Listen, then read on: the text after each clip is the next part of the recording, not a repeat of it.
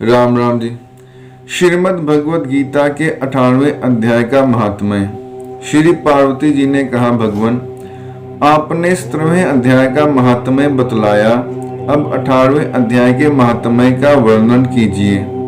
श्री महादेव जी ने कहा, गिरि नंदिनी चिन्मय आनंद की धारा बहाने वाले 18वें अध्याय के पावन महात्म्य को जो वेद से भी उत्तम है, श्रवण करो।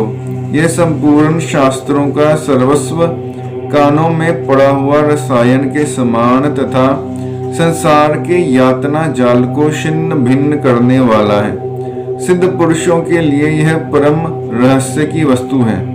इसमें अविद्या का नाश करने की पूर्ण क्षमता है।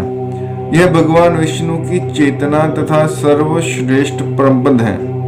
इतना ही नहीं, यह विवेकमयी लता का मूल, काम, क्रोध और मद को नष्ट करने वाला, इंद्र आदि देवताओं के चित्त का विश्राम मंदिर तथा सनक सनंदन आदि महायोगियों का मनोरंजन करने वाला है।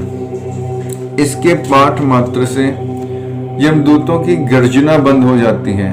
पार्वती, इससे बढ़कर कोई ऐसा रहस्यमयी उपदेश नहीं है जो संतप्त मानवों के त्रिविध ताप को हरने वाला और बड़े बड़े पातकों का नाश करने वाला हो।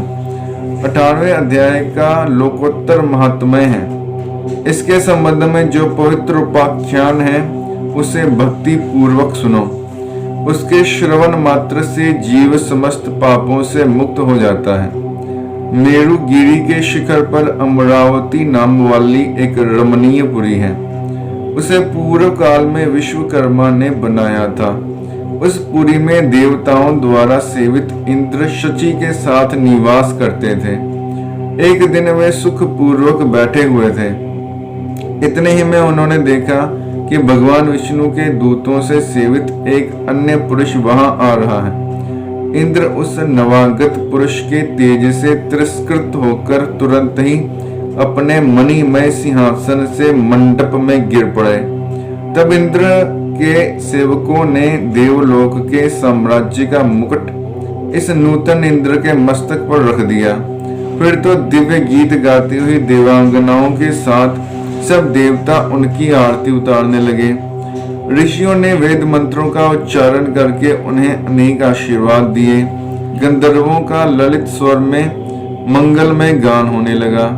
इस प्रकार इस नवीन इंद्र को 100 यज्ञों का अनुष्ठान किए बिना ही नाना प्रकार के उत्सवों से सेवित देखकर पुरा ने इंद्र को बड़ा विस्मय हुआ। वे सोचने लगे, इसने तो मार्ग में ना कभी भोंसले बनवाए हैं, ना पोखरे खुदवाए हैं और ना पथिकों को विश्राम देने वाले बड़े बड़े वृक्ष ही लगवाए हैं।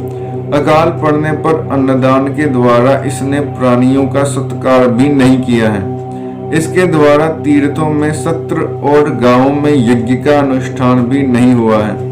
फिर इसने यहाँ भाग्य की दी हुई ये सारी वस्तुएं कैसे प्राप्त की हैं? इस चिंता से व्याकुल होकर इंद्र भगवान विष्णु से पूछने के लिए प्रेम पूर्वक क्षीर सागर के तट पर गए और वहां अकस्मात अपने साम्राज्य से भ्रष्ट होने का दुख निवेदन करते हुए बोले, लक्ष्मीकांत, मैंने पूर्व काल में आपकी प्रसन्नता के लिए 100 यज्ञों का अनुष्ठान किया था। उसी के पुण्य से मुझे इंद्र पद की प्राप्ति हुई थी। किंतु इस समय स्वर्ग में कोई दूसरा ही इंद्र अधिकार जमाए बैठा है। उसने तो ना कभी धर्म का अनुष्ठान किया है, ना यज्ञों का। फिर उसने मेरे दिव्य सिंहासन पर कैसे अधिकार जमाया है? श्री भगवान बोले, इंद्र, वह गीता के 18वें अध्याय में से 5 श्लोकों का प्रतिदिन पाठ करता है। उसी के पुण्य से उसने तुम्हारे उत्तम साम्राज्य को प्राप्त किया है। गीता के 18वें अध्याय का पाठ सब पुण्यों का शिरोमणि है। उसी का आश्रय लेकर तुम भी अपने पद पर स्थिर हो सकते हो। भगवान विष्णु के ये वचन सुनकर और उस उत्तम उपाय को जानकर इंद्र ब्राह्मण का वेश बनाए गोदावरी के तट पर गए। वहां उन्होंने काली का ग्राम नामक उत्तम और पवित्र नगर देखा। जहाँ काल का भी मर्दन करने वाले भगवान कालेश्वर विराजमान हैं। वहीं गोदावरी तट पर एक परम धर्मात्मा ब्राह्मण बैठे थे, जो बड़े ही दयालु और वेदों के पारंगत विद्वान थे। वे अपने मन को वश में करके प्रतिदिन गीता के 18वें अध्याय का स्वाध्याय किया करते थे। उन्हें देखकर इंद्र ने बड़ी प्रसन्नता के साथ उनके दोनों चरणों में मस्तक झुकाया और उन्हीं से 18वें अध्याय को पढ़ा। फिर उसी के पुण्य से उन्होंने श्री विष्णु का सायुज्य प्राप्त कर लिया। इंद्र आदि देवताओं का पद बहुत ही छोटा है, ये जानकर वे परम हर्ष के साथ उत्तम वैकुंठ धाम को गए। अतः यह अध्याय मुनियों के लिए श्रेष्ठ परम तत्व है। पार्वती 18वें अध्याय के इस दिव्य महात्म्य का वर्णन समाप्त हुआ।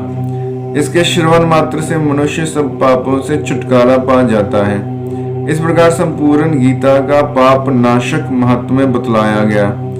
महाभागे, जो पुरुष श्रद्धा युक्त होकर इसका श्रवण करता है, वह समस्त यज्ञों का फल पाकर अंत में श्री विष्णु का सायुज्य प्राप्त कर लेता है। महात्म्य समाप्त। धन्यवाद।